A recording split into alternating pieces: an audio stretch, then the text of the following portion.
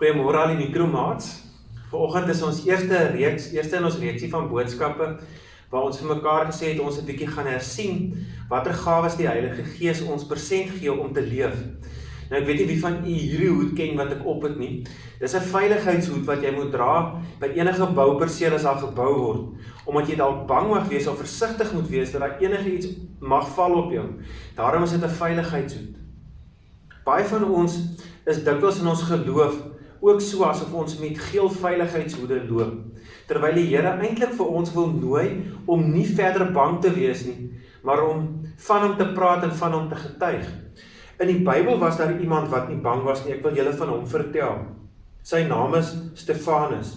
Ons lees van hom in Handelinge 7, vanaf vers 54.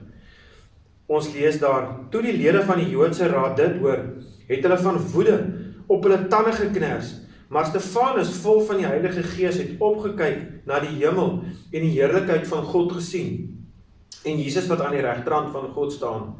Kyk, het hy gesê, ek sien die hemel geopen en die seun van die mens wat aan die regterhand van God sit.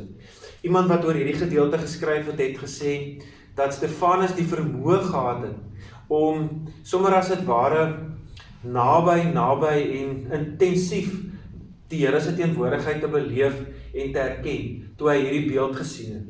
En ons lees verder. Toe het hulle hard geskreeu, en hulle het hulle ore toegedruk, toe Stefanus praat. Soos een man het hulle op hom afgestorm, hom uit die stad uitgesleep om hom te stenig.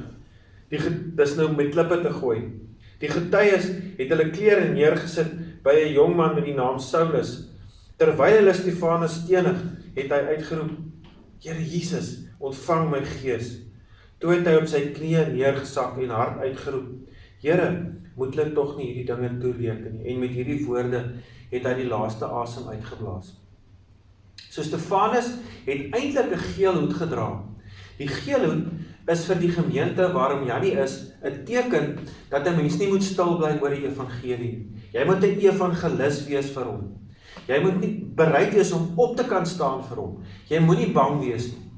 Daarom wil ek hierdie versigtige geel hoed afhaal en hom graag aan die kruis ophang. En ek wil graag sommer vir julle nooi om saam stil te raak en die Here te loof en prys, dat hy ons help om nie stil te bly nie. Stefanus het iets baie moois gedoen. Hy het vir die mense vertel dat Jesus die Christus is. En as jy nou so 'n bietjie voorheen in die hoofstuk lees, dan lees jy dat hy van die begin van die Ou Testament af nie geskroom het om te getuig wie God was nie. En toe vir hulle vertel het wie hierdie Jesus was, toe hy op aarde kom leef het, dat hy mens geword het en onder ons kom woon het.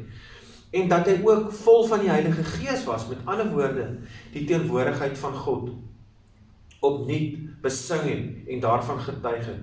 Ten spyte van die feit dat daar mense op hom afgestorm het en hom met klippe doodgegooi het.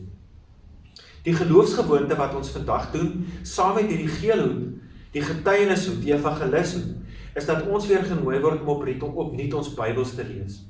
Lees jy nog jou Bybel? Lees jy nog 'n Bybelstorie saam met mamma en pappa? Ek wil jou aanmoedig om dit te doen. Want alleen deur die Bybel te lees, leer ons hierdie verlosser ken. Kom ons sê vir hom dankie.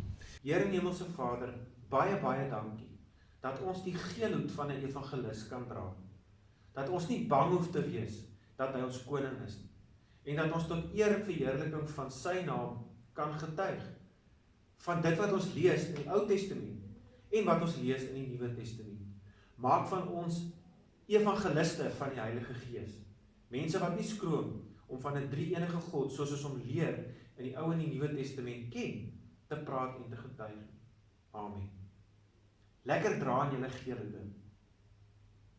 Lekker dra aan julle geel hoede.